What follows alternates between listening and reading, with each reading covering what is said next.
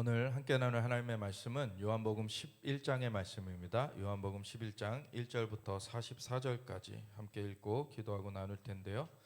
우리 5786 영광의 시즌 다섯 번째 시간, 우리가 이 하나님의 영광의 생명이라는 주제로 좀 말씀을 보기 원합니다. 요한복음 11장 1절부터 같이 읽겠습니다. 어떤 병자가 있으니 이는 마리아와 그 자매 마르다의 마을 베다니에 사는 나사로라. 이 마리아는 향유를 주께 붓고 머리털로 주의 발을 딱 던져요. 병든 나사로는 그의 오라버니더라. 이에 그 누이들이 예수께 사람을 보내어 이르되 주여 보시옵소서, 사랑하시는 자가 병들었나이다 하니, 예수께서 들으시고 이르시되 이 병은 죽을 병이 아니라 하나님의 영광을 위함이요 하나님의 아들이 이로 말미암아 영광을 받게 하려 함이라 하시더라. 예수께서 본래 마르다와 그 동생과 나사로를 사랑하시더니 나사로가 병들었다 함을 들으시고 그 계시던 곳에 이틀을 더 유하시고 그 후에 제자들에게 이르시되 유대로 다시 가자 하시니, 제자들이 말하되 랍비여, 방금도 유대인들이 돌로 치려 하였는데 또 그리로 가시려 하나이까? 예수께서 대답하시되 낮이 12시간이 아니냐? 사람이 낮에 다니면 이 세상의 빛을 보므로 실족하지 아니하고 밤에 다니면 빛이 그 사람의 없는 고로 실족하느니라. 이 말씀을 하신 후에 또 이르시되 우리 친구 나사로가 잠들었도다. 그러나 내가 깨우러 가노라. 제자들이 이르되 주여, 잠들었으면 낫겠나이다 하더라. 예수는 그의 죽음을 가리켜 말씀하신 것이나 그들은 잠들어 쉬는 것을 가리켜 말씀하심인 줄 생각하는지라. 이에 예수께서 밝히 이르시되 나사로가 죽었느니라. 내가 거기 있지 아니한 것을 너희를 위하여 기뻐하노니 이는 너희로 믿게 하려 함이라. 그러나 그에게로 가자 하시니, 디두모라고도 하고 하는 도마가 다른 제자들에게 말하되 우리도 주와 함께 죽으러 가자 하니라. 예수께서 와서 보시니 나사로가 무덤에 있은지 이미 나으리라. 베다니는 예루살렘에서 가깝기가 한 오리쯤 되매 많은 유대인이 마르다와 마리아에게 그 오라비의 일로 위문하러 왔더니, 마르다는 예수께서 오신다는 말을 듣고 곧 나가 맞이하되 마리아는 집에 앉았더라. 마르다가 예수께 여짜오되 주께서 여기 계셨더라면 내 오라버니가 죽지 아니하였겠나이다. 그러나 나는 이제라도 주께서 무엇이든지 하나님께 구하시는 것을 하나님이 주실 줄을 아나이다. 예수께서 이르시되 내 오라비가 다시 살아나리라. 마르다가 이르되 마지막 날 부활 때에는 다시 살아날 줄을 내가 아나이다. 예수께서 이르시되 나는 부활이요 생명이니 나를 믿는 자는 죽어도 살겠고 무릇 살아서 나를 믿는 자는 영원히 죽지 아니하리니 이것을 내가 믿느냐?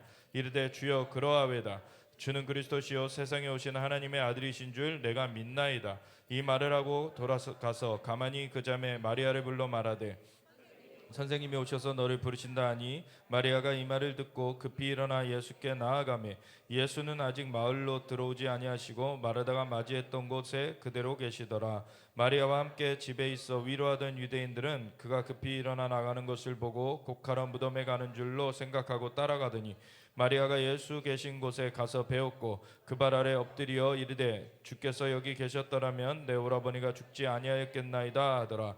예수께서 그가 우는 것과 또 함께 온 유대인들이 우는 것을 보시고 심령의 비통히 여기시고 불쌍히 여기사 이르시되 그를 어디 두었느냐? 이르되 주여 와서 보옵소서 하니, 예수께서 눈물을 흘리시더라. 이에 유대인들이 말하되 보라, 그를 얼마나 사랑하셨는가 하며, 그중 어떤 이는 말하되 맹인의 눈을 뜨게 한 이 사람이 그 사람은 죽지 않게 할 수 없었더냐 하더라. 이에 예수께서 다시 속으로 비통히 여기시며 무덤에 가시니 무덤이 구리라 돌로 막았거늘 예수께서 이르시되 돌을 옮겨 놓으라 하시니, 그 죽은 자의 누이 마르다가 이르되 주여, 죽은 지가 나흘이 되었음에 벌써 냄새가 나나이다. 예수께서 이르시되 내 말이 내가 믿으면 하나님의 영광을 보리라 하지 아니하였느냐 하시니, 돌을 옮겨 놓으니 예수께서 눈을 들어 우러러보시고 이르시되 아버지여, 내 말을 들으신 것을 감사하나이다. 항상 내 말을 들으시는 줄을 내가 알았나이다. 그러나 이 말씀하옵는 것은 둘러선 무리를 위함이니 곧 아버지께서 나를 보내신 것을 그들로 믿게 하려 함이니이다. 이 말씀을 하시고 큰 소리로 나사로야 나오라 부르시니, 죽은 자가 수족을 베인으로 동인 채로 나오는데 그 얼굴은 수건에 쌓였더라. 예수께서 이르시되 풀어놓아 다니게 하라 하시니라. 아멘. 하나님 감사합니다. 오늘도 주님의 말씀의 진리를 우리에게 깨우치게 하여 주시옵소서. 오직 주님만이 우리의 주권자시고 생명의 주님이심을 고백합니다. 주님만 영광 받으시고 우리를 인도하여 주시옵소서.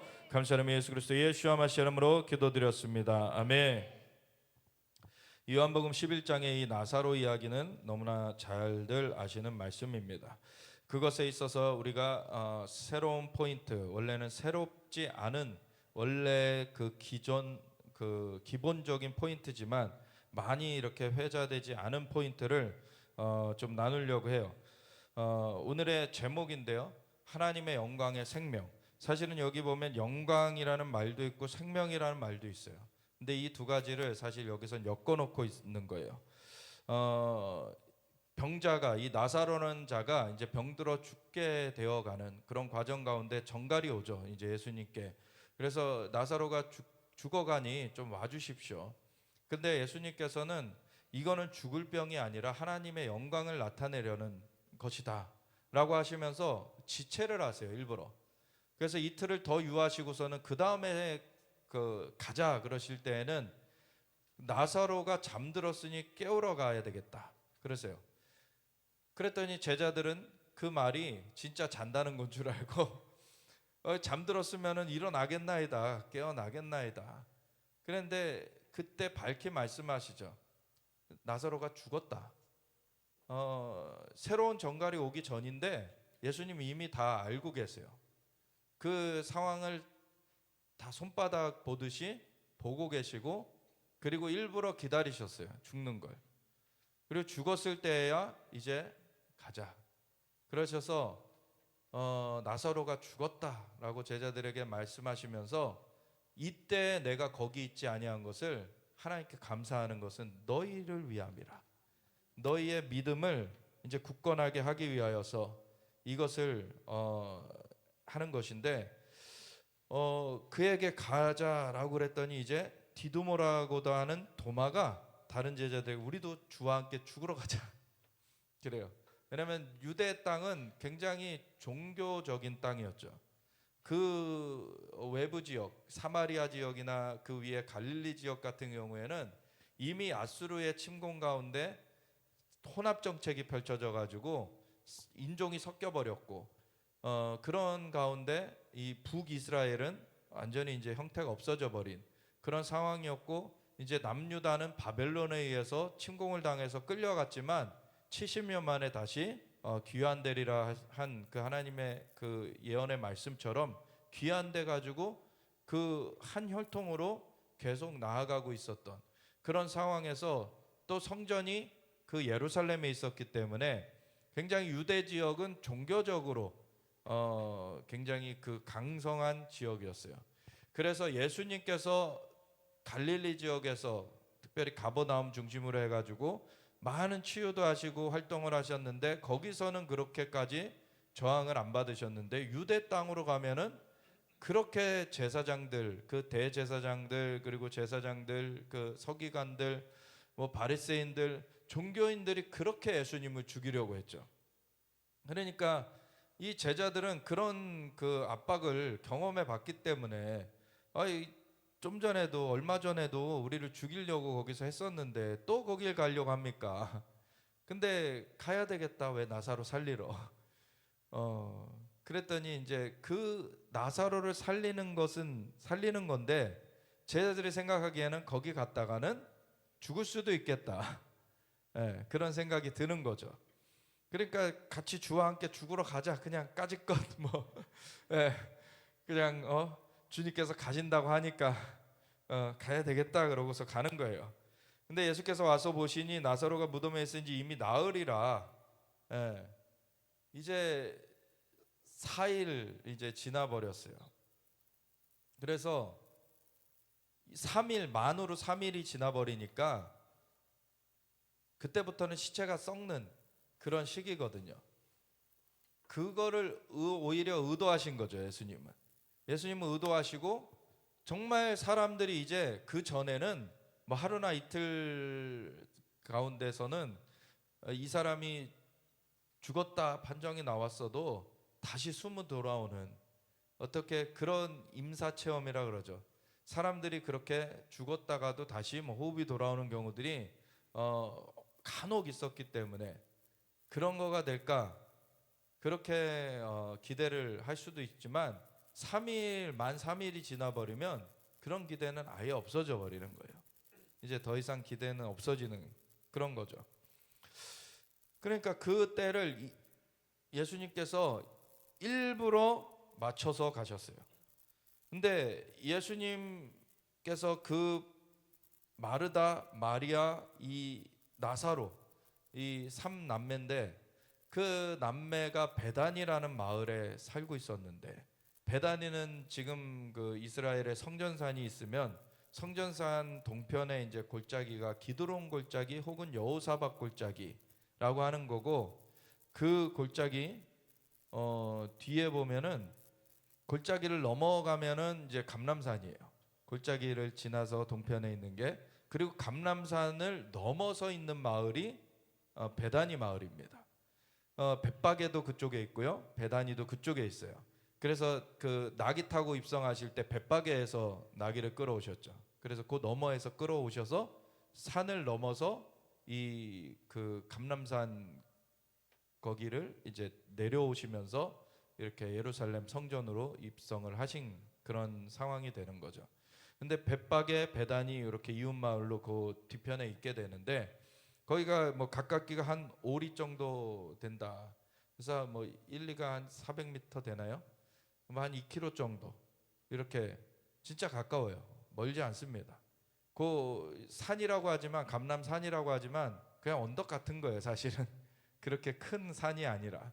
그러면 그 언덕 넘으면 바로 있는 마을이거든요. 그러니까 굉장히 가까운 마을인데, 거기를 이제 가까이 왔을 때 이제 마르다가 예수님께서 오신다라는 그런 그 소리를 듣고서는 나가서 맞이를 먼저 했어요. 주께서 여기 계셨더라면 내 오라버니가 죽지 아니하였겠나이다. 사실 이 얘기는 마르다도 하고 마리아도 하고 똑같은 말을 하거든요. 그리고 사람들의 생각은 다 똑같아요. 이거예요. 예수님께서는 그 전에 수많은 사람들을 치유해 주셨고, 그렇기 때문에 예수님께서 같이 계셨다면은 그 나사로의 병이 치유됐을 것이고, 그랬으면 죽지 않았을 것이다 라는 거는 다 공통적으로 믿는 바였어요. 그 선에서 얘기를 이제 마르다도 꺼내고 마리아도 꺼냅니다. 근데 그 두 똑같은 말에 대한 반응이 예수님이 다르세요. 첫 번째 마르다한테는 뭐라 그러십니까? 내 오라비가 다시 살아나리라 라고 말씀하시니까, 마르다가 마지막 날 부활 때에는 다시 살아날 줄을 내가 아나이다 라고 다시 말씀을 드렸더니, 예수님께서 이렇게 말씀하시죠. 나는 부활이요 생명이니 나를 믿는 자는 죽어도 살겠고 무릇 살아서 나를 믿는 자는 영원히 죽지 아니하리니 이것을 내가 믿느냐. 마르다에게는 이 말을 했는데 마리아에게는 이 말을 안 하세요. 이 말이 필요 없다라는 얘기가 아니라 굉장히 중요한 말씀인데, 사실 마리아는 이러한 분이시라는 걸 이미 알고 있었다라고 볼 수 있어요. 똑같은 질문을 하였지만 마르다는 아직 이러한 분이라는 걸 몰랐어요. 우리가 잘 알죠. 그 마리아의 집에 예수님이 방문을 하셨을 때 마르다가 막 음식 만들어라고 분주하잖아요. 근데 마리아는 예수님 발치에 앉아서 그 예수님의 말씀에 집중하고 있어요. 그래서 마르다가 저 동생 좀 와가지고 날 좀 도와달라고 해주세요 그랬더니 예수님께서 이는 좋은 편을 택하였다. 예. 그러니까 여러 개를 하든 하나를 하든 하나만 해도 족하다. 예. 그 본질에 집중하라 그러신 거죠. 본질에 집중해라. 왜냐면 먹는 거 대접하는 거 중요해요. 사실은 뭐 이 얘기하고는 조금 결이 다르긴 하지만, 사두 선교사님이 어느 마을에 가서 이렇게 집회 후에 그곳의 장로들, 정말 그 지도자들을 이렇게 축복 기도를 해주시는데, 축복 기도를 한 7, 8명을 해주시는데 예수님께서 오신 거예요. 그래서 예수님께서 손을 얹으시는 것을 따라서 손을 얹고 기도를 해주기 시작하셨는데, 한 4명인가 5명인가 기도해주고 나니까 예수님께서 난 간다 그러시고 가시는 거예요. 그래서 왜 아직 남았는데 가십니까? 이들이 더 이상 나를 원치 않는다. 그러면서 얘기를 해주시는 게 그 다음 순서였던 사람이 그 마을에서 이 사두 선교사님을 호스팅하던 그 사두 선교사님이 거기 잠자리를 가질 수 있게 하고 그 식사도 이렇게 섬기고 그랬던 그 집의 장로님인데, 그 아내가 지금 음식을 준비하고 있는데 이거 왜 이렇게 길어지나, 이거 빨리 끝나야 되는데, 이렇게 한 거예요. 그 음식이 더 먼저가 된 거예요. 그러니까 예수님께서는 나를 더 이상 원치 않는다 그러고 가버리신 거예요. 그래서 그거를 가서 실제로 물어봤고 그 장로한테 그런 생각을 했습니까? 그랬다고 실토를 해가지고 그 음식이 차려져 있는데 나는 이건 저주받은 음식이라 난 먹을 수 없다. 그리고 그 다음날 짐을 싸서 나오신 거예요. 여러분, 우리가 굉장히 간단하게 생각을 하지만 예수님은 실제시기 때문에 예수님을 향한 존중이 없으면은 예수님은 그 자리에 계시지 못합니다. 마르다와 마리아의 얘기에서도 그걸 비춰주죠. 마리아도 예수님을 위해서 한 거였어요. 그렇지만 예수님께서 원하시는 거는 예수님이 오신 이유가 이 땅에 사람들을 구원하시기 위해 오셨고 밥 먹으러 오신 게 아니잖아요.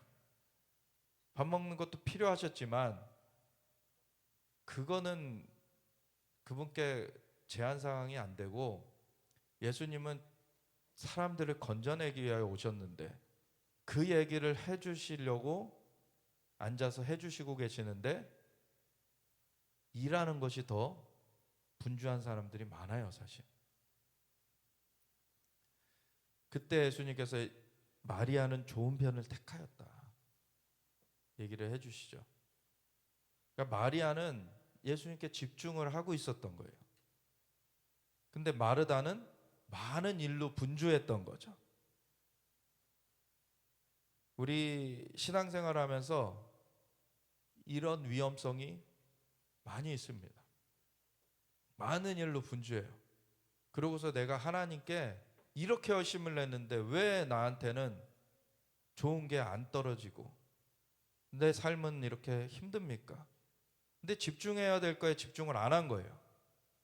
많은 봉사를 한다고 했지만 봉사하면서 자기의 만족으로 했지 예수님과의 교제를 하진 않았어요. 예수님은 그 자신과의 교제를 사람들이 추구하기를 원하십니다. 그게 먼저예요. 교회 와서 그게 없어지면은 그거는 교회 다니는 의미가 없어지는 거예요. 마르다는 이 예수님이 대단하신 분인 걸 알았지만, 그렇지만 예수님 자신을 깊이 추구할 그런 자세가 부족했죠. 그러니까 예수님이 대단한 분이시니까 자기가 열심으로 섬기려고는 했지만 예수님 자신을 알아가려고 하지는 않았던 걸 보게 돼요. 그러니까 내가 누군지 예수님께서 그걸 말씀해 주시는 거예요. 마르다한테. 나는 부활이요 생명이다. 그냥 내가 병 좀 고쳐주고 그런 게 아니라 내 자신이 부활이요 생명이다. 그러니까 딴 데서 많은 것들로 해가지고서는 일이 이루어지는 게 아니라 내가 그 일을 이루는 것이다. 그리고 단지 병을 고치는 정도가 아니라 나는 부활을 이루는 사람이고 그리고 생명이 되는 그런 존재이다. 그래서 살아서 나를 믿는 자는 영원히 죽지 아니하리니 이것을 내가 믿느냐 그랬더니 이르되 주여 그러하외다. 주는 그리스도시요 세상에 오시는 하나님의 아들이신 줄 내가 믿나이다.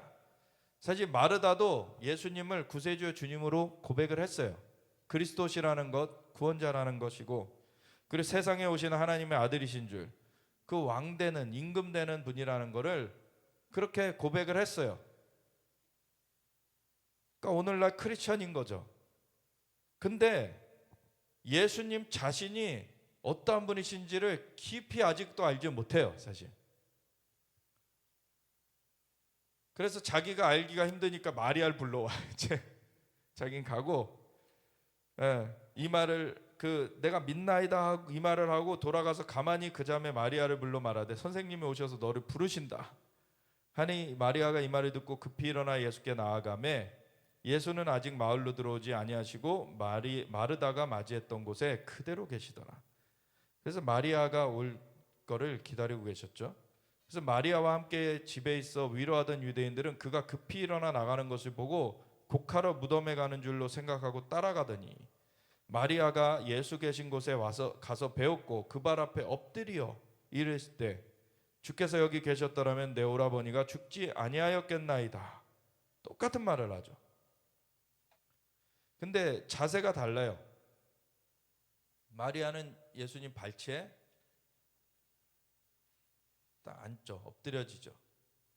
그게 그냥 종교적 행위가 아니라 예수님을 철저히 의지하는 거예요. 예수님 외에는 나는 다른 해답이 없다라는 거예요. 그냥 예수님만이 나의 해답이 되신다는 것을 마리아는 그냥 삶으로 보여주고 있어요.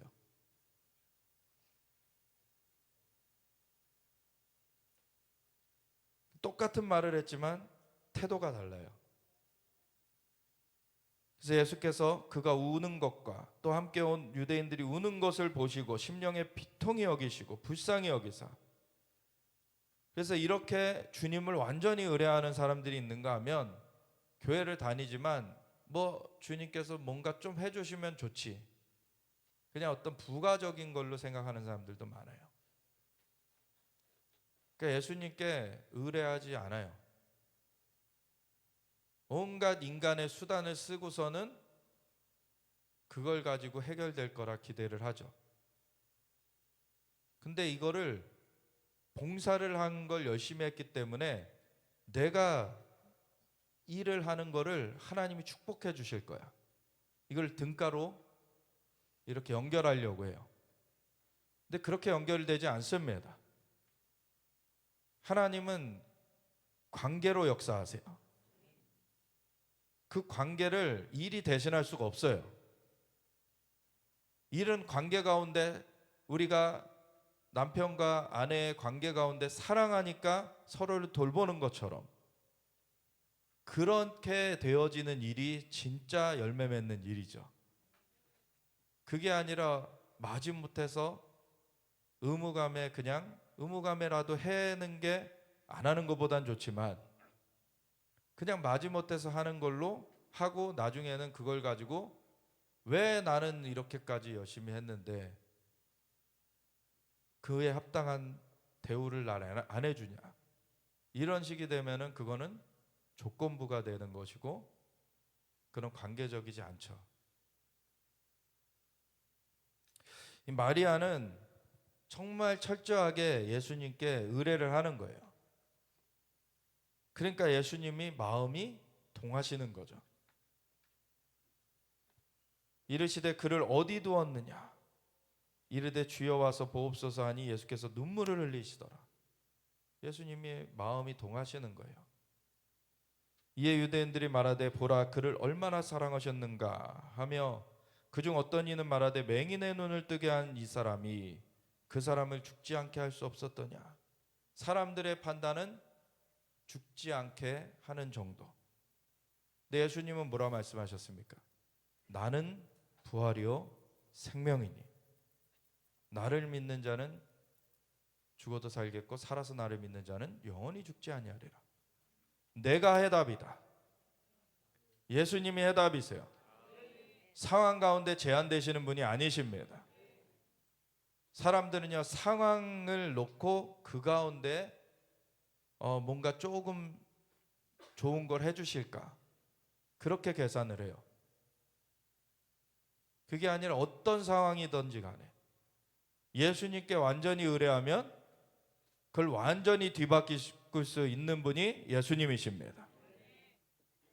이 생명의 문제, 삶의 문제에 있어서 완전히 뒤집어내실 수 있는 분, 그 전까지 수많은 기적들을 행하셨고, 눈먼 자 눈이 열리게 하셨고, 귀머거리 귀가 열리게 하셨고, 앉은 뱅이 일어나게 하셨고, 수많은 기적들을 행하셨는데, 근데 이 나사로의 사건을 통하여서 하나님의 영광을 나타내려 하십니다.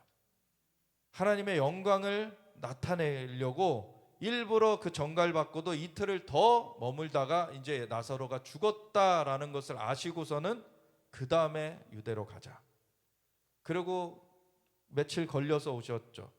그래서 나사로가 죽은 지 나흘이 됐어요.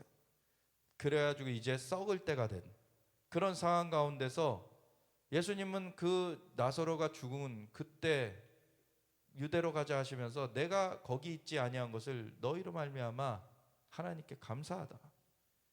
왜냐하면 너희가 이것을 믿게 하려 함이라. 예수님이 어떠한 분이신가를 제자들에게도 확실하게 드러내시는 그러한 사건인데, 이제 나사로 그 무덤 앞에 가셔서 사람들은 막 이런 소리 저런 소리 하는데 예수님께서는 그냥 돌을 옮겨 놓으라 말씀하시니 그 죽은 자의 누이 마르다가 여전히 아직도 그 계산이 넘어서지 못한 그 상황이죠. 그래서 주여 죽은 지가 나흘이나 되었음에 벌써 냄새가 나나이다. 근데 예수님은 분명히 마르다에게 말씀을 주셨어요. 내가 부활이요 생명이다. 그 예수님이 말씀하고 계신 거예요 지금. 근데 그 간극, 어떤 선에서까지는 우리가 크리스천이라고 하는 사람들이 예수님을 믿는다라고 말하지만 어느 선 이상은 예수님은 그것은 못 하실 거야. 하나님께서는 그거는 안 하실 거야 라고 마음의 벽들이 있어요. 사실은 그게 불신인 거죠. 사실 하나님은 능치 못하신 것이 없으십니다. 그래서 그 벽을 넘어가야 돼요. 그래야 진짜 믿음이 되는 거예요. 세상의 어떤 상황을 따라서 계산해 가지고 취하는 거라면 그건 믿음이 아닙니다. 하나님이 어떠한 분이신가를 그대로 의뢰하는 것이 믿음이에요. 마르다는 여전히 그 믿음 없음을 말하고 있는데 예수님께서 다시 말씀하시기를 뭐라 그러십니까? 내 말이 내가 믿으면 하나님의 영광을 보리라 하지 아니하느냐. 근데 앞에서는 내가 부활이요 생명이니 나를 믿는 자는 죽어도 살겠고 살아서 나를 믿는 자는 영원히 죽지 아니하리니 이것을 내가 믿느냐라고 말씀하셨어요. 근데 여기서는 그 말을 사실은 지칭하는 거죠. 사실 내 말이 내가 믿으면 하나님의 영광을 보리라 하지 아니하느냐. 그러니까 예수님께서는 내가 부활이요 생명이다 라고 말씀하신 것이 그게 영광이다 라고 얘기하시는 거예요. 하나님의 영광, 하나님께 영광이라고 하면 뭐 화려하고 찬란하고 많은 그 단어를 말할 수 있지만 사실 제가 오늘 포인트를 주길 원하는 것은 하나님께서 감동을 하신 것은 바로 그 영광은 하나님의 생명이라는 거예요. 하나님의 생명이 역사되는 것, 그것이 영광이에요.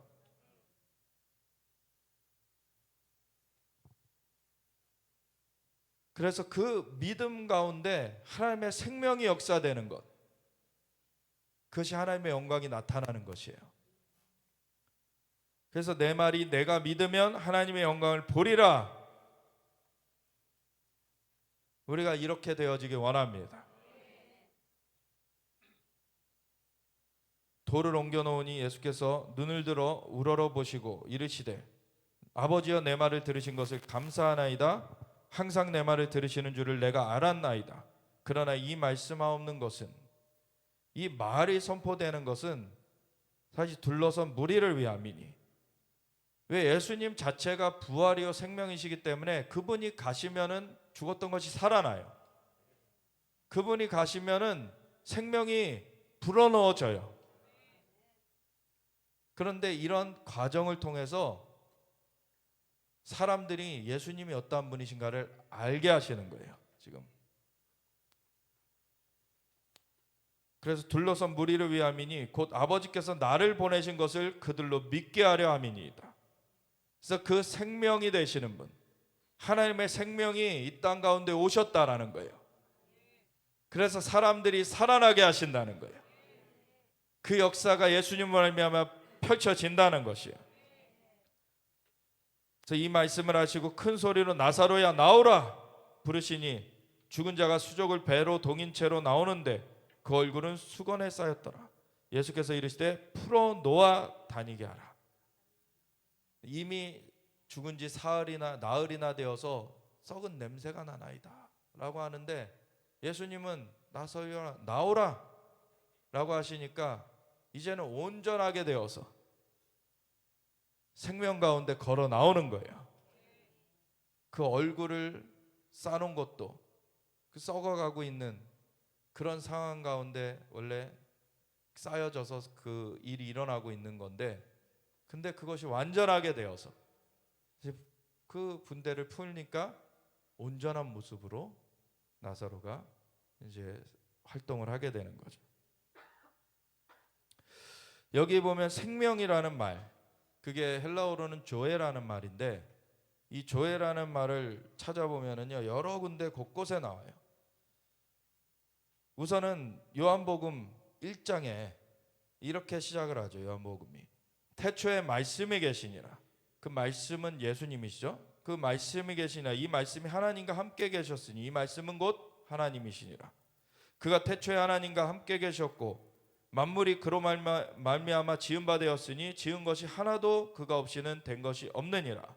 그래서 그분은 말씀이라고 일컬어지는데, 근데 그 안에 생명이 있었으니 말씀이자 생명이에요. 이 생명은 사람들의 빛이라, 또 빛이에요. 그래서 말씀, 생명, 빛이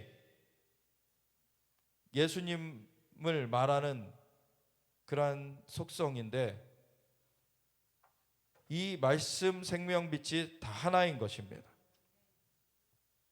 이 빛이 어둠의 빛이 돼 어둠이 깨닫지 못하더라.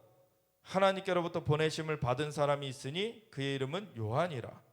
그가 증언하러 왔으니 이 빛에 대하여 증언하고 모든 사람이 자기로 말미암아 믿게 하려 함이라. 그는 이 빛이 아니요 이 빛에 대하여 증언하러 온 자라. 참빛 곧 세상에 와서 각 사람에게 비추는 빛이 있었나니 그가 세상에 계셨으며 세상은 그로 말미암아 지은 바 되었으되 세상이 그를 알지 못하였고 자기 땅에 오매 자기 백성이 영접하지 아니하였으나 영접하는 자 곧 그 이름을 믿는 자들에게는 하나님의 자녀가 되는 권세를 주셨으니. 그래서 예수님을 믿으면 나는 부활이요 생명이니 나를 믿는 자는 죽어도 살겠고 죽어있던 우리의 영혼이 살아나게 됐어요. 그래서 살아서 나를 믿는 자는 영원히 죽지 아니하리라. 그 영생이 이어지는 거예요. 지속되는 거예요. 이는 혈통으로나 육정으로나 사람의 뜻으로 나지 아니하고 오직 하나님께로부터 난 자들이니라. 말씀이 육신이 되어 우리 가운데 거하심에 우리가 그의 영광을 보니 아버지의 독생자의 영광이요 은혜와 진리가 충만하더라. 요한이 그에 대하여 증언하여 외쳐 이르되 내가 전에 말하기를 내 뒤에 오시는 이가 나보다 앞선 것은 나보다 먼저 계심이라 한 것이 이 사람을 가리킴이라 하니라. 우리가 다 그의 충만한 데서 받으니 은혜 위에 은혜로라. 이 은혜 위에 은혜를 또 다른 말로 하면 생명 위에 생명이라고 말할 수 있어요. 생명, 빛, 말씀, 그분을 아는 만큼 누릴 수가 있는 겁니다. 그분이 그 원천이 되시는 분이기 때문에 우리가 다른 어떠한 일로서 그걸 대체할 수 있는 게 아니에요. 주님과 함께하는 만큼 그것을 누리게 되는 겁니다. 율법은 모세로 말미암아 주어진 것이요 은혜와 진리는 예수 그리스도로 말미암아 온 것이라. 본래 하나님을 본 사람이 없으되 아버지 품속에 있는 독생하신 하나님이 나타내셨느니라. 그래서 예수님은 하나님을 우리에게 나타내시는 거예요. 하나님의 생명이 되시는 분, 하나님의 영광이 되시는 분, 하나님의 빛이 되시는 분, 하나님의 말씀이 되시는 분이세요. 그래서 그분을 알면 알수록 우리는 그 생명, 빛, 말씀, 은혜를 누리게 되는 것이요. 그래서 마태복음 7장에는 좁은 문으로 들어가라. 멸망으로 인도하는 문은 크고 그 길이 넓어 그리로 들어가는 자가 많고 생명으로 인도하는 문은 좁고 길이 협착하여 찾는 자가 적음이라. 예수님 자신이 생명이고 그 예수님을 찾아야 되는 거예요. 사람들은 세상에서 쾌락과 유혹을 쫓아서 자신들의 안위와 그 부귀 영화를 쫓아서 사실 예수님을 찾지 않죠. 그 넓은 길로 가는 그 사이에 생명에서는 멀어지고 있고, 근데 예수님을 만난 사람들은 세상에서 손해보는 것 같고 세상에서 사실 우겨쌈을 당하는 것 같아도 그 믿음을 지키고 나아갈 때 그 생명의 그 역사가 얼마나 놀라운지, 그 안에서 하나님의 영광이 경험되고 하나님의 역사가 풀어지는 것을 경험하는 그 삶으로서 나아가게 되는 것이죠. 그리고 마태복음 뒤이어서 보면은 18장에 보면 천국에서 누가 큽니까? 라고 제자들이 물어보니까 진실로 너희에게 이르노니 너희가 돌이켜 어린아이들과 같이 되지 않으면 결단코 천국에 들어가지 못하리라. 하나님의 나라는 어린아이와 같아야 들어갈 수 있다. 왜 그렇습니까? 우리 인간이 선악을 알게 하는 나무의 열매를 먹고 나서부터는 생각하는 것이 계속 그릇된 길로 가요. 어린아이 때는 그렇게 떼타지 않았는데 나중에는 어린아이 때에는 물론 뭐 떼쓰고 막 그러는 거 있죠. 근데 그런 차원이 아니라 어린아이들은요, 어디 갔다가 처음 보는 아이들끼리도 잘 놀아요. 서로 벽이 없어요. 그냥 서로 같이 재밌게 놀면 되고 이해득실을 따지지 않죠.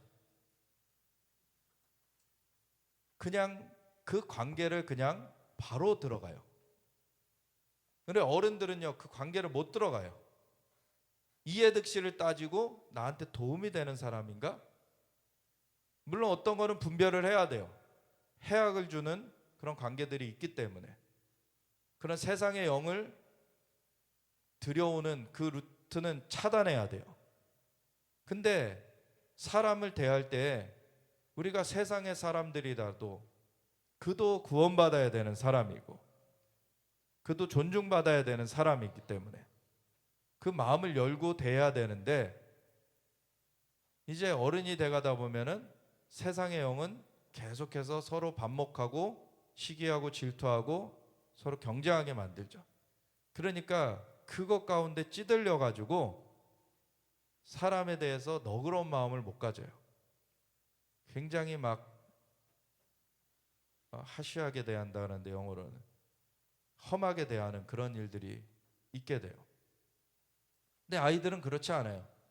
아이들이 처음부터 와가지고 막 사람들을 이렇게 하대하고 막 이러는 것들 안 하죠. 아이들은. 네, 상호 간에 그런 벽이 없어요. 그래서 이 어린아이와 같이 자기를 낮추는 사람이 천국에서 큰 자다. 근데 제자들 가운데서도 누가 천국에서 큽니까? 사실 세상적 기준을 가지고서 얘기가 나오니까 예수님께서 이 아이를 들어서 설명을 하시죠. 또 누구든지 내 이름으로 이런 어린아이 하나를 영접하면 또 나를 영접함이니 누구든지 나를 믿는 이 작은 자 중에 하나를 실족하게 하면 차라리 연자맷돌이 그 목에 달려서 깊은 바다에 빠뜨려지는 것이 나으리라. 실족하게 하는 일들이 있음으로 말미암아 세상에 화가 있도다. 실족하게 하는 일이 없을 수는 없으나 실족하게 하는 그 사람에게는 화가 있도다. 그래서 우리가 관계를 할 때 우리가 어떤 사람을 함부로 대하고 어떤 사람을 정말 내가 성공하기 위해서 밟아야 되고 이렇게 된다면 그거에 대한 보응을 사실 받게 돼 있어요. 하나님께서는 그 모든 삶을 사실 보고 계시죠. 만일 내 손이나 내 발이 너를 범죄하게 하거든 찍어 내버리라.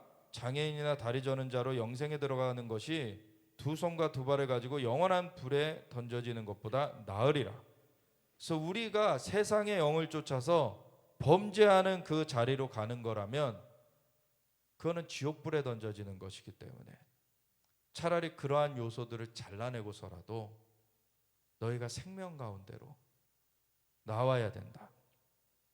생명에 붙어 있기를 선택해야 돼요. 그건 좁은 길이에요, 사실. 세상에서는 여기 이렇게 맘대로 하면은 되지 않냐? 다들 그렇게 하는데. 근데 하나님을 믿는 사람은 그렇게 하면 안 되는 거예요. 삼가 이 작은 자 중에 하나도 업신여기지 말라. 너희에게 말하노니 그들의 천사들이 하늘에서 하늘에 계신 내 아버지 얼굴을 항상 배옵느니라. 그러면서 99마리 그 양을 내 두고서는 이제 한 마리 양을 찾아가신다는 얘기를 하시죠. 하나님은 세상을 이처럼 사랑하사 독생자를 주셨으니 이는 저를 믿는 자마다 멸망치 않고 영생을 얻게 하려 하심이라. 아멘. 이 영생이라는 말에 쓰여진 단어도 조예요. 그 생명을 주시기 위하여서 예수님을 보내셨기 때문에 예수님이 그 생명이 되시고 그 생명을 사람들이 취하면 나는 생명의 떡이니 나를 먹는 자는 살 것이다. 예수님께서 자신을 취하라고 우리가 그 길로 계속해서 가면은 그 예수님이 우리를 통해 더 드러나시게 되고 그 생명이 역사가 더 커지게 되는 것입니다. 우리가 성찬을 하는 이유가 예수님께서 명하셨죠. 이것을 행하여 나를 기념하라. 예수님을 기념하는 행위예요. 예수님께서는 우리의 떡이 되신다는 것. 예수님께서 우리의 그 포도주, 그 핏값으로 우리를 사신 그 구원자 되신다는 것. 이거를 계속 고백하는 게 이 성찬이에요.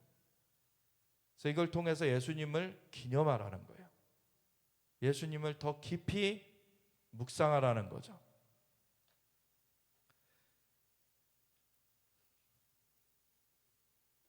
그래서 마태복음 또 25장에 보면은 31절부터 그 앞에부터의 세 가지 비유 중에 마지막 비유인데 양과 염소의 비유를 하죠. 그래서 작은 자에게 한 것이 나에게 한 것이다. 작은 자에게 헐벗었을 때 옷을 입혀주고 줄였을 때 먹을 거 주고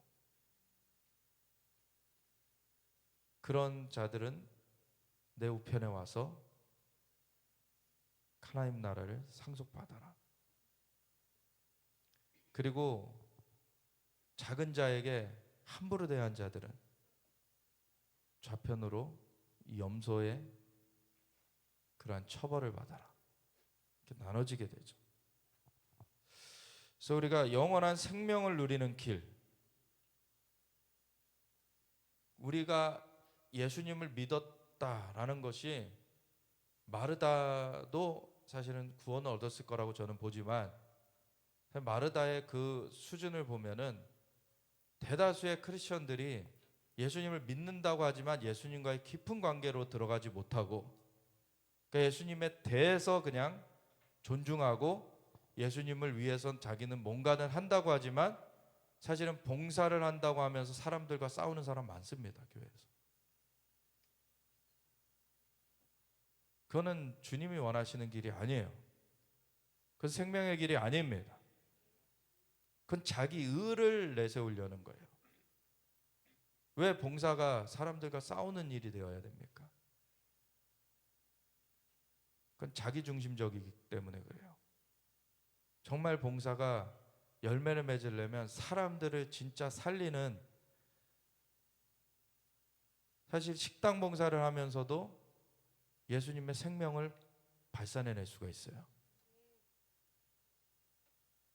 그 생명 가운데 그 활동을 하느냐, 이게 중요한 것입니다.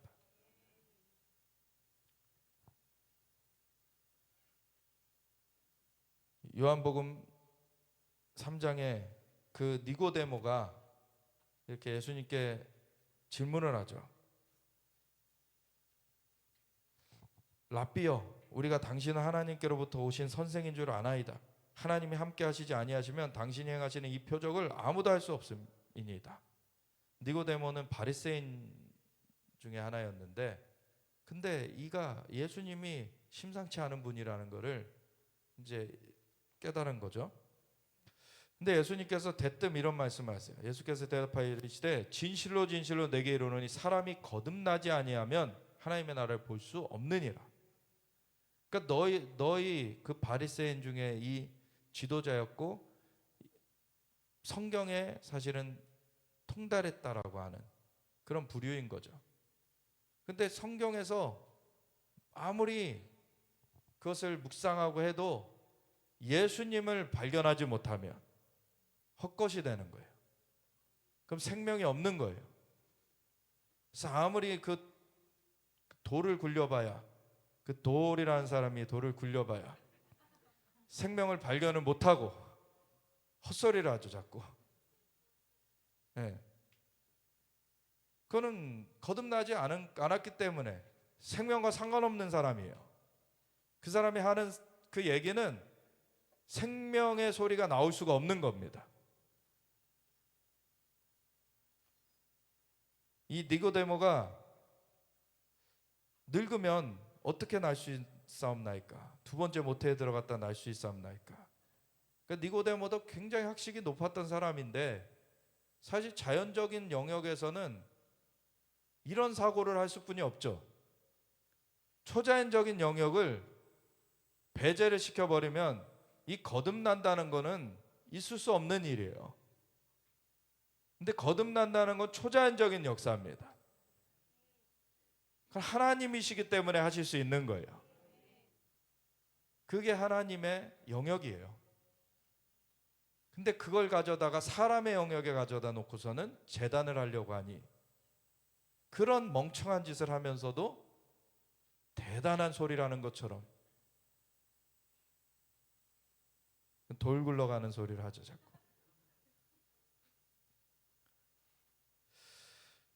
예수님께서 진실로 진실로 내게 이르노니 사람이 물과 성령으로 나지 아니하면 하나님의 나라에 들어갈 수 없느니라.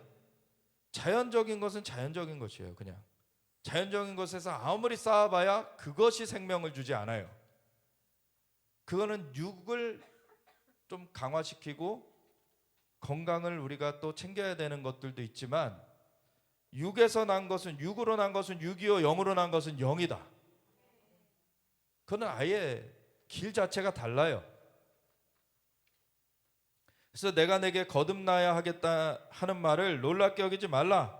바람이 임의로 불매 내가 그 소리는 들어도 어디서 와서 어디로 가는지 알지 못하나니 성령으로 난 사람도 다 그러하니라. 밖에서 보면은 이 자연적으로 거듭난 것을 볼 수 있는 게 아니에요. 근데 거듭난 사람은 이제 영이 다시 살아났기 때문에 성령의 숨결, 성령의 움직임을 이제 느끼게 돼요. 이게 달라지죠. 그래서 니고데모가 어찌 그런 일이 있을 수 있나이까 그랬더니 예수께서 그에게 대답하여 이르시되 너는 이스라엘의 선생으로서 이러한 것들을 알지 못하느냐? 진실로 진실로 내게 이르노니 우리는 아는 것을 말하고 본 것을 증언하노라. 왜 이 영계는 실제하고 그것을 알려주는 것인데 영계에 눈이 안 뜨여진 사람들은 감을 못 잡죠.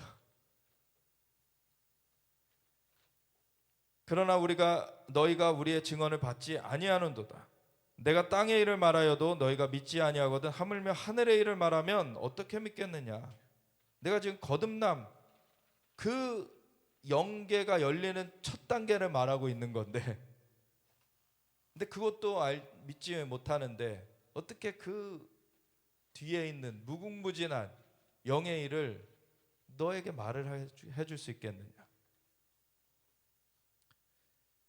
하늘에서 내려온 자 곧 인자 외에는 하늘에 올라간 자가 없느니라. 모세가 광야에서 뱀을 든 것 같이 인자도 들려야 하리니 이는 그를 믿는 자마다 영생을 얻게 하려 하심이니라. 아멘. 그러면서 그 유명한 말씀이 나오는 거죠. 하나님이 세상을 이처럼 사랑하사 독생자를 주셨으니 이는 그를 믿는 자마다 멸망하지 않고 영생을 얻게 하려 하심이라. 하나님이 그 아들을 세상에 보내신 것은 세상을 심판하려 하심이 아니요 그로 말미암아 세상이 구원을 받게 하려 하심이라. 아멘. 그래서 예수님을 하나님의 생명 되시는 그분을 이 땅에 보내셔서 그분을 받아들이면 살게끔 그렇게 하셨어요. 또 요한복음 6장에 예수님께서 생명의 떡이라고 자신을 표현하시고, 그리고 10장에 도둑이 오는 것은 도둑질하고 죽이고 멸망시키려는 것뿐이요 내가 온 것은 양으로 생명을 얻게 하고 더 풍성히 얻게 하려 함이라. 예수님은 생명을 주시려 오셨어요. 근데 그 생명은요 자연적인 그 악인들이 장기 이식하면 뭐 150살까지 살 수 있다, 아무리 그래봐야 죽는 날 안 옵니까? 다 죽는 날 와요. 죽는 날 다 초라하게 가요. 근데 한 번 죽는 것은 사람에게 정해진 바요 그 후에는 심판이 있습니다. 그 영역에서는 아무것도 준비되지 않은 채로 장기의식 아무리 100번 해봐야 영의 생명을 그들이 가질 수 있습니까? 그건 육만 갈아 없는 작업이에요. 결국엔 심판당해서 불구덩이에 떨어지게 돼요. 그래서 도둑이 도둑질하고 죽이고 멸망시키려고 하는 것에 같이 가면은 끝장나는 거고, 예수님께서 온 것은 양으로 생명을 얻게 하고 더 풍성히 얻게 하려. 예수님이 살 길입니다. 그래서 요한복음 14장에 내가 곧 길이요 진리요 생명이니 나로 말미암지 않고는 아버지께로 올 자가 없느니라.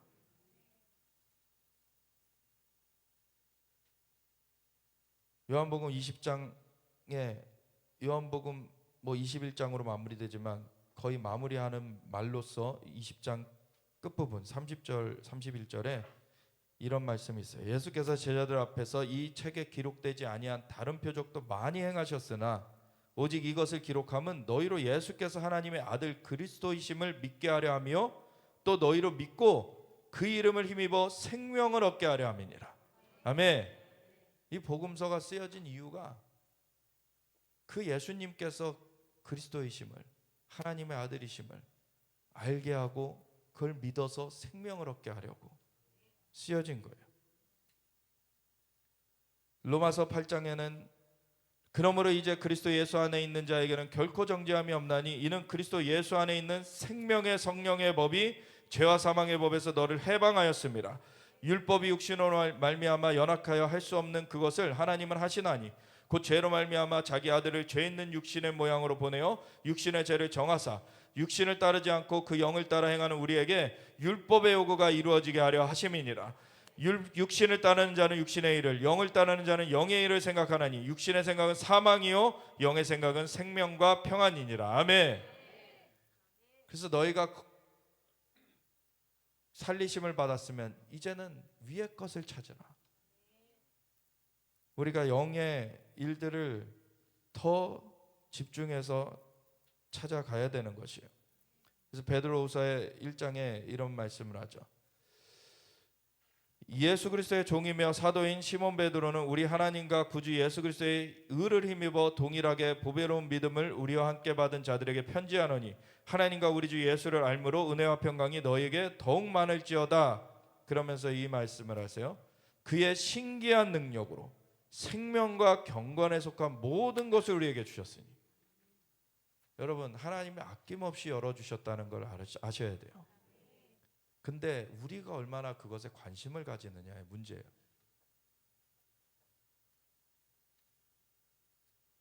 에베소서 1장 3절에도 예수 그리스도 안에서 하늘의 모든 신령한 복을 우리에게 주셨다 그래요. 생명과 경건에 속한 모든 것을 우리에게 주셨다. 이는 자기의 영과 덕으로서 우리를 부르신 이를 알므로 말미암습니다. 우리를 부르신 이를 아는 것. 이 성경에서 안다라는 말을 할 때는요, 이거는 그냥 피상적으로 텔레비전에서 내가 대통령을 봤어, 그래서 안다는 그런 얘기가 아니에요. 관계적으로 안다는 거예요. 그래서 요한복음 17장 3절에 영생은 유일하신 하나님과 그의 보내신 자 예수 그리스도를 아는 것이니이다. 주님을 더 깊이 알아가는 그 관계 가운데 더 깊이 들어가면 들어갈수록 우리에게 영생이 더 풍성하게 누려지는 것이고, 그것이 우리 삶을 통해서 드러나는 것이에요. 그래서 우리를 부르신 이를 알므로 말미암음이라. 이로써 그 보배롭고 지극히 큰 약속을 우리에게 주사 이 약속으로 말미암아 너희가 정욕 때문에 세상에서 적어질 것을 피하여 신성한 성품에 참여하는 자가 되게 하려 하셨느니라. 그러므로 너희가 더욱 힘써 너희 믿음의 덕을, 덕의 지식을, 지식의 절제를, 절제의 인내를, 인내의 경건을, 경건의 형제우애를, 형제우애의 사랑을 더하라. 이런 것이 너에게 있어 흡족한즉 너희로 우리 주 예수 그리스도를 알기에 게으르지 않고, 예수 그리스도를 알기에 게으르지 않고 열매 없는 자가 되지 않게 하려니와, 예수님을 알아가야 열매가 가득 맺혀지는 것입니다. 이런 것이 없는 자는 맹인이라. 멀리 보지 못하고 그의 옛 죄가 깨끗하게 된 것을 잊었느니라. 그래서 어떻게 우리가 건진받았는지 그걸 잊어버리고 예수님을 찾지 않는다? 너무나 이거는 안타까운 거가 되는 거죠. 그러므로 형제들아 더욱 힘써 너희 부르심과 택하심을 굳게 하라. 너희가 이것을 행한즉 언제든지 실족하지 아니하리라. 그래서 예수님을 알아가는 걸로 계속 창념해 가면 계속해서 승리해 가는 겁니다. 이같이 하면 우리 주 곧 구주 예수 그리스도의 영원한 나라에 들어감을 넉넉히 너에게 주시리라. 아멘. 그래서 마지막으로 요한복음 7장 37절에 명절 끝날 곧 큰 날에, 이게 초막절 마지막 날, 쉐미니 아제렛이라는 그 초막절 마지막 8일째 축제를 말하는 건데, 그 날에 예수께서 서서 외쳐 이르시되, 이 날은 사실은 특별히 초막절 때에는 그 이스라엘이 겨울이 비가 오는 우기이기 때문에 그 가을에 있는 초막절, 그때 가을 절기 중에서 마지막이죠. 나팔절 속죄의 초막절. 이제 초막절 가운데 비를 구해요. 이른비를. 이제 이른비가 적당하게 와야 그 다음에 파종할 수 있도록 이 땅이 준비가 되기 때문에 이른비를 구하는 그 시즌이에요. 그 마지막 날 호산나 라바라고 해서, 호산나 하면 우리를 구원해 주소서, Save us라는 뜻이죠. 그래서 호산나 라바는 크다는 거예요. 큰 구원의 날, 이런 거예요. 그래서 그 마지막 날까지 비가 오기를 계속 8일 동안을 구하면서 가는 거예요. 그래서 그 마지막 때 비가 오면 그거는 엄청난 축복으로 여겨지는 거죠. 그래서 그것을 하는, 그래서 실로암에서 물을 떠다가 막 이렇게 물을 붓는 행사도 하고 막 이렇게 하는데, 그 마지막 날에 예수님이 쓰셔서 너희가 하늘에서 비를 구하는데 내가 그 생수의 근원된 자다. 그래서 누구든지 목마르거든 내게로 와서 마시라. 나를 믿는 자는 성경의 이름과 같이 그 배에서 생수의 강이 흘러나오리라 하시니, 이는 그를 믿는 자들이 받을 성령을 가리켜 말씀하신 것이라. 예수께서 아직 영광을 받지 않으셨으므로 성령이 아직 그들에게 계시지 아니하시더라. 근데 그 이후에 예수님께서 십자가 대속을 이루시고 부활하신 다음에 승천하셔서 성령을 우리에게 부어주셨죠. 그래서 우리에게는 그 성령, 물과 성령으로 거듭나야 된다 그러셨는데, 성령이 오셔서 우리의 영을 거듭나게 하셨고, 우리에게 내가 주는 물을 마시는 자마다 목마르지 아니하니니 그 물은 그 속에서 영생하도록 솟아나는 샘물이 되리라. 우리 안에 성령이 계속 역사하고 계세요. 그래서 우리가 예수님을 믿었다라는 것이, 예수님을 그냥 믿었으니까 천국 행티켓 내가 따놨으니까 내 멋대로 살 거야 라고 하면 그건 믿은 게 아니에요. 예수님을 진짜 알아가야 되는 것이죠. 예수님을 알아가는데 힘쓰다 보면 그 성령이 더 풍성하게, 그 생수가 더 풍성하게 공급되고 그 가운데 주님의 영이 운행하시며 영광에서 영광으로, 고린도서 3장 16절부터의 말씀처럼 우리가 수건을 벗은 얼굴로 주의 영광을 보며 그 형상으로 변화하여 영광에서 영광에 이르니 이는 주의 영으로 말미암음이라. 이렇게 주님과 함께 닮아가는 그러한 역사로 우리를 인도해 가시는 것입니다. 그 생명, 하나님의 생명을 우리에게 가득 부어주시길 원하세요. 아낌없이 그 배에서 생수의 강이 넘쳐나리라. 그걸 얼마나 사모하느냐의 문제예요. 우리가 주님을 얼마나 더 알기 원하느냐, 우리가 주님과 얼마나 더 함께하기 원하느냐. 주님은 아낌없이 우리에게 부어주시길 원하십니다. 너희 육신의 아비도 자녀들에게 좋은 것으로 줄 줄 알거든 하물며 천부께서 너에게 좋은 것으로 성령으로 주시지 않겠느냐. 우리가 구하는 자에게 주신다 그러셨어요. 찾는 자가 찾는다 그러셨어요. 문을 두드리는 자에게 열린다 그러셨어요. 우리가 구할 때, 좀 야고보서에 보면은 너희가 얻지 못하면 구하지 아니하며 구하여도 얻지 못하면 정욕대로 쓰려고 잘못 구함이라. 그 두 가지의 경우가 아니면은 하나님은 우리에게 부어주시려고 정말 기다리시는 겁니다. 그래서 우리가 함께 주님을 더 알기 원합니다. 하나님의 영광인 그 생명을 더 우리가 알아가기 원하고 그 생명 대신 예수님 우리가 더 깊이 알아가며 주님과 함께 깊은 연합 가운데로 우리가 더 들어가기 원합니다. 주님 우리를 붙들어 주시고 인도하여 주시옵소서. 우리 함께 주여 외치면서 같이 기도하며 나아가겠습니다. 주여